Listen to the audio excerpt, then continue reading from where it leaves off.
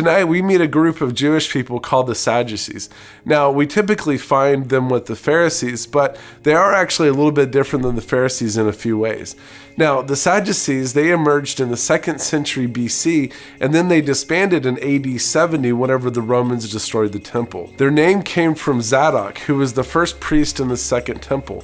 Now, a transliteration from Hebrew to Greek would leave you with Sadok, which is the root of the word Sadducees. Sadok, Sadducees, see where it's going?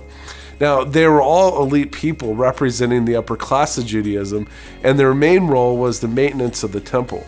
Now, as priests, they performed other roles such as animal sacrifices and presiding over festivals. Now, it is important to remember that not all priests were Sadducees. I mean, after all, some were Pharisees, and some were just simply not part of any group. But Sadducees definitely were priests and even used the priestly office to reinforce their high status. They also performed political roles, including maintaining relations with the Romans and sitting on the Sanhedrin, which is the Jewish court.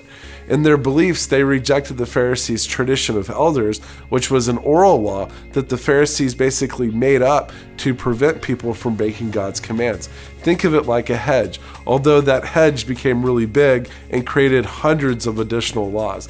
But the Sadducees, they didn't care about it anyways. They rejected those other man-made laws, and so really this did create a big rift between the two groups. Also, the Sadducees did not believe in the resurrection or that there was any sort of life after death. And so that's why they were sad. You see? Yeah. And so there you go. A little bit about on the Sadducees, and that's enough today for our historical minute.